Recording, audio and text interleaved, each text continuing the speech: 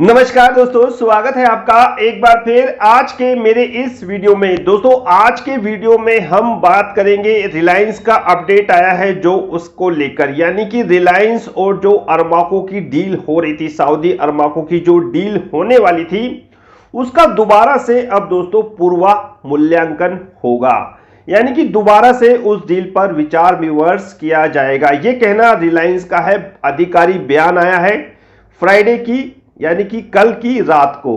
तो उसी अपडेट के ऊपर दोस्तों वीडियो बनाना आवश्यक था, क्योंकि अभी बाजार में स्थिति इतनी सही नहीं थी कि साहब ये एक और नकारात्मक खबर आ चुकी है बाजार के लिए। तो इस अपडेट को बिल्कुल विस्तृत रूप से समझेंगे, बिल्कुल अच्छी तरह से जानेंगे कि इस अपडेट का रिलायंस के स्टॉक पे क्या प्रभाव पड़ेगा। लेकिन दोस्तों उस अपडेट को जानने से पहले कुछ जरूरी चीजें मैं आप लोगों के साथ शेयर करना चाहता हूं, बताना चाहता हूं। अपना खुद का मेरा एक्सपीरियंस है, पता नहीं ऐसा नहीं है कि आप सभी के व्यूज मेरे साथ मिलते हो, लेकिन ये खुद के मेरे अपने एक्सपीरियंस है बाजार में इतने साल रहने के बाद। देखो दोस्तों, जब भी कभी बाजार में टॉप होगा, जब भी कभी बाजार का टॉप होगा, ध्यान रखना मेरी बात, आईपीओ की झड़ी लग जाएगी। आईपीओ साहब एक के बाद एक के बाद एक, ये टॉप को पहचानने का नजरिया है कि बाजार अपने टॉप के आसपास आता जा रहा है और उसी समय अपनी जो हमारी होल्डिंग्स है या तो उनमें प्रॉफिट का फॉर्मूला लगाना चाहिए या फिर आपको कुछ अपना पोर्टफोलियो हल्का करना चाहिए।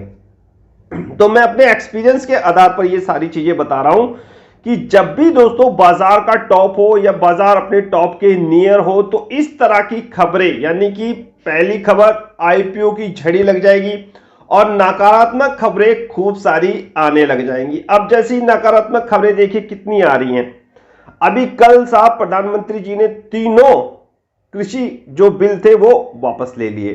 ठीक है साहब, पहली चीज कॉर्पोरेट को नुकसान, यानी व्यापारियों को नुकसान, कंपनियों को लॉस, दिक्कत परेशानी, फार्मर को प्रॉफिट। ठीक है साहब, इससे ये फर्क पड़ेगा और वो चीज मैंने अपनी क्लास में आपको बता रखी है। एक और नेगेटिव न्यूज सुनिए जो अभी अपडेट के माध्यम से पता चलेगी। रिलायंस जो इतना हैवी वेट है निफ्टी का, उसने जो डील होनी थी अरमाको को लेकर साहब वो अब खटाई में यानी कि पड़ती हुई नजर आ रही है। ऐसा नहीं कि वो कैंसिल हो गई है, ये कहना है रिलायंस के आधिकारिक घोषणा जो करी है रिलायंस ने, उसने ये कहा है कि पूर्वामूल्यांकन किया जाएगा, पूर्वामूल्यांकन, दोबारा से इस डील पर विचार विमर्श किया जाएगा। तो इस तरह की नकारात्मक खबरें आएंगी जब भी बाजार टॉप पे होगा, क्योंकि सब कुछ इस टॉप पे हो चुका होता है। बाजार के टॉप पे दोस्तों बहुत कुछ चीजें हो चुकी होती हैं। बड़े बड़े जो धुरंधर खिलाड़ी होते हैं ना, उन्हें जो करना होता है वो बाजार में करके अपना काम चुपचाप बैठ जाते हैं। बाजार टॉप पे है, पब्लिक के पास टॉप पे माल है। इंडसइंड बैंक में क्या हुआ देखिए, इंडसइंड नीचे आया, सीटीसी में क्या हुआ, आपके पास एग्जाम्पल है। ये जब टॉप बनता है ना बाजार का, तब इस तरह की खबरें, नकारात्मक खबरें, आईपीओ की झड़ी, तो उस समय जो है अपने आप को सचेत कर लेना चाहिए, अलर्ट हो जाना चाहिए। समय आ गया है अपने पोर्टफोलियो को साहब हल्का करने का, प्रॉफिट का फॉर्मूला लगाने का और आराम से कैश साइड में बैठने का। ये कुछ मेरे एक्सपीरियंस थे जो मैंने आपके साथ आज इस वीडियो के माध्यम से दोस्तों शेयर करें। देखो दोस्तों, अब बात करते हैं रिलायंस और अरमाको के उस अपडेट के बारे में जो कल आया है। जी हां दोस्तों, आपको ज्ञात ही है कि अरमाको के साथ, इस पे मैंने वीडियो भी बनाया रिलायंस और अरमाको की डील पर, और मैंने क्लास में हमेशा आपको बताता रहता हूं कि इस डील से कितना प्रभाव पड़ेगा। तो आपको सारी चीजें पहले से ही पता है जितने मेरे क्लाइंट हैं। देखो दोस्तों, ये सऊदी अरमाको एक बहुत बड़ी तेल की कंपनी थी सऊदी की। उसने रिलायंस में 20% हिस्सा खरीदने की योजना बनाई थी सन 2019 में। यह सौदा लगभग $15 बिलियन के आसपास होना था, यानी 15 अरब के आसपास मान लो आप, यह सौदा इतने का होना था। 2019 से इसकी प्रक्रिया चल रही थी और साहब रिलायंस ने क्या कहा था इस डील को कंप्लीट कराने के लिए, क्योंकि बहुत बड़ी डील थी दोस्तों, बहुत बड़ा निवेश हमारे भारत में आने वाला था। इतना बड़ा निवेश, $15 बिलियन यानी 15 अरब के आसपास का पैसा अगर हमारे देश में आता तो देखो कितना, मेरे ख्याल से एफडीआई जो कहते हैं ना, आ नहीं रहा, तो अगर ये डील हो जाती तो कितना पॉजिटिव इंपैक्ट पड़ता। तो ये बहुत बड़ी डील मानी जा रही थी, बहुत बड़ी डील कि बाहर की कोई इतनी बड़ी कंपनी हमारे देश की कंपनी में इतना बड़ा स्टेक खरीद रही है। लेकिन अब सिचुएशन चेंज हो चुकी है और इस डील को कंप्लीट करने के लिए रिलायंस ने एनसीएलटी में एक एप्लीकेशन भी दी थी। उस एप्लीकेशन में कहा था कि मैं अपना जो ऑयल और पेट्रोलियम का कारोबार है वो अन्य कारोबार से अलग करूंगी। रिलायंस ने यह बात कही थी एनसीएलटी में। मैंने आपको सारी चीजें बता रखी हैं क्योंकि उसको इस डील को पूरा करना था। अब इस डील में कुछ शर्तें होंगी। उन्होंने कहा होगा कि भाई अपना पेट्रोकेमिकल का कारोबार अलग करिए। आपने देखा होगा कि जो अभी रिलायंस के रिजल्ट आते हैं वो सब मिक्स आते हैं। पेट्रोकेमिकल की भी आय जुड़ी रहती है, उसमें जियो की भी आय जुड़ी रहती है। लेकिन अब धीरे धीरे कंपनी अपने सभी सेगमेंट को अलग कर रही है। मैं समय समय पर आपको बताता रहता हूं कि हो सकता है जियो का भी आईपीओ आए। तो एनसीएलटी में दोस्तों कंपनी ने एक याचिका दी थी कि हम अपने ऑयल एंड बिजनेस को अलग करेंगे, रिलायंस ने कहा था। लेकिन अब उसका बयान है कि हमने वो जो एप्लीकेशन दी थी एनसीएलटी में वो वापस ले लिए साहब। हम ये कारोबार अभी अलग नहीं कर रहे हैं। ये कारोबार अलग करने की योजना इसलिए थी ताकि जो अरमाको के साथ डील हो रही है इतनी बड़ी उसको पूरा किया जा सके। लेकिन अब जब डील ही नहीं हो रही तो इसके लिए इसकी कोई आवश्यकता नहीं है, इसलिए उन्होंने अपना जो ये एप्लीकेशन दी थी एनसीएलटी में वो वापस ले लिए। ये रिलायंस का कहना है। 2019 में जब इसमें अरमाको और रिलायंस में एलओआई साइन हुआ था, मेरे ख्याल से लेटर ऑफ इंटेंट, उस समय मैंने एक वीडियो बनाई थी आपके लिए। उस समय तो नहीं, उस समय तो वीडियो मेरे ख्याल से प्रचलित भी नहीं थी मेरी। मैंने उसके बाद एक वीडियो बनाई थी, उसमें वीडियो में मैंने पूरी जानकारी आपको दी है। आप उस वीडियो को जाके देख लीजिए, पूरी चीजें आपको समझ में आ जाएंगी। कितना बड़ा ये सौदा था, कितना बड़ा दोस्तों ये सौदा था, कितनी रकम रिलायंस को मिलने वाली थी। 20% का स्टेक अरमाको रिलायंस में खरीदने वाली थी। तो बहुत बड़ी दोस्तों ये डील थी। लेकिन अब रिलायंस का जो कल स्टेटमेंट आया है फ्राइडे को, उसने कहा है कि साहब हम ये जो डील अरमाको के साथ कर रहे थे उसका पूर्वामूल्यांकन करेंगे। यानी कि इस डील पर दोबारा से सोचने और समझने की जरूरत है। क्यों जरूरत पड़ गई?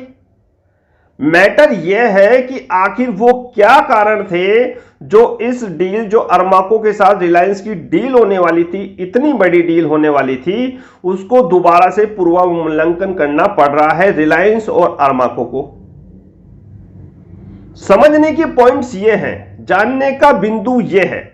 ये इसलिए मेरे भाई कि आप जो परिवेश यानी कि जो इन्वायरमेंट चेंज हो रहा है एनर्जी सेक्टर में, उसको देखिए क्या चेंजेस हो रहे हैं।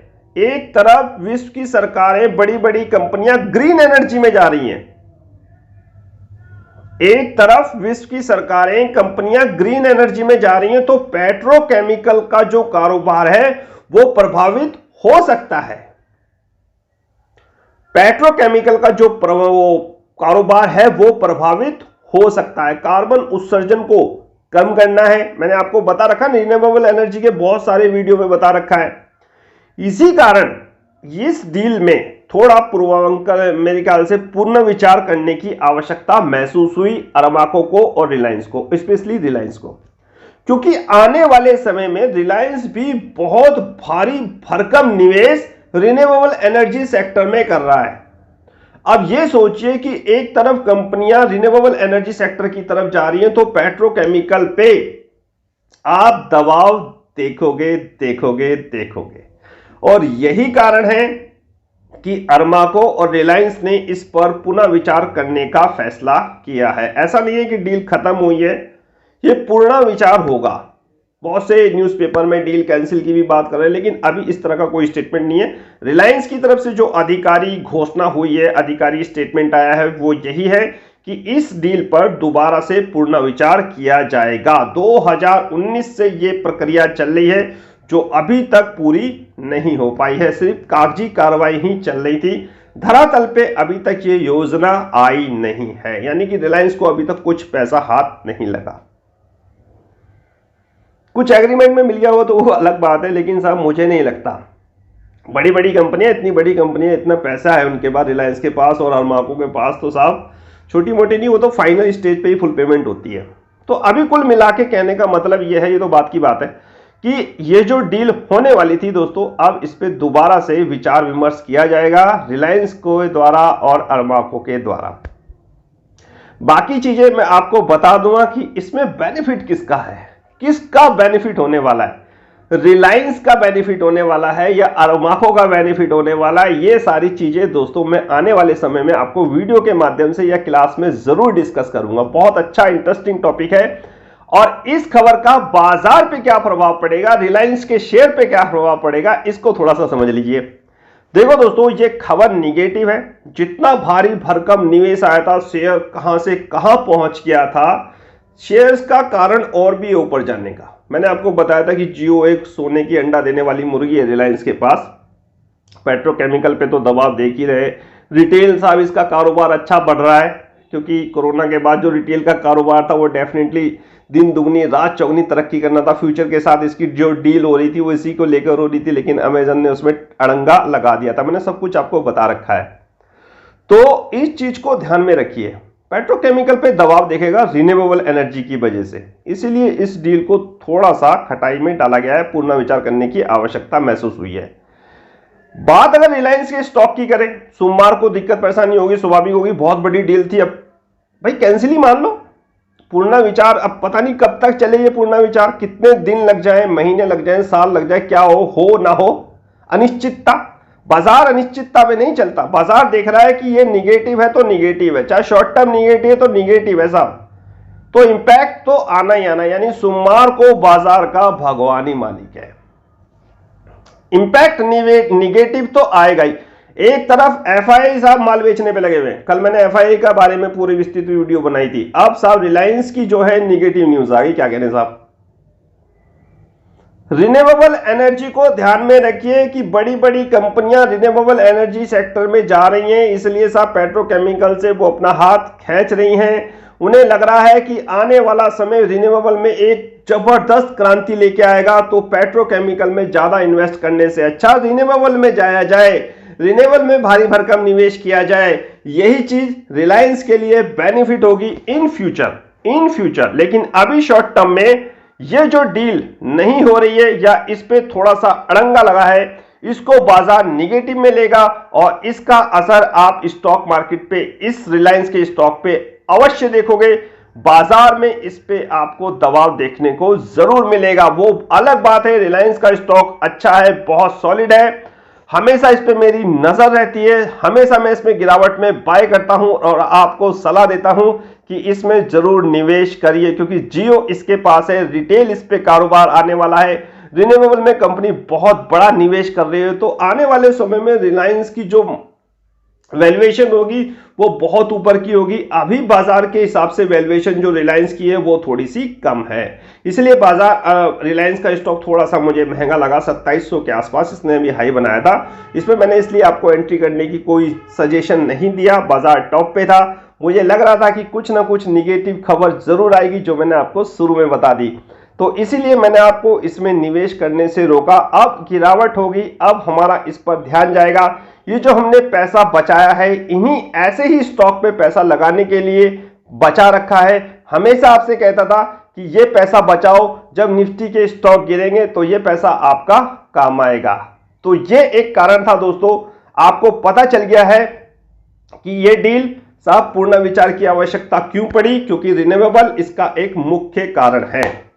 रही बात स्टॉक की, तो डेफिनेटली इस खबर का और इस अपडेट का निगेटिव असर आप इस रिलायंस के काउंटर पे, रिलायंस के स्टॉक पे होते हुए अवश्य देखोगे। एक तरफ एफआईआई की मार, दूसरी तरफ रिलायंस की ये निगेटिव खबर बाजार के लिए हानिकारक होगी और शायद अच्छी खासी गिरावट आप मंडे के दिन बाजार में देखो। लेकिन पुट ऑलरेडी हमारे पास है बैंक निफ्टी की, वो हमें अच्छा खासा मुनाफा देके जाएगी। याद रखिए, अगर निफ्टी के स्टॉक से पैसा निकलेगा, कहीं ना कहीं वो पैसा जरूर लगेगा।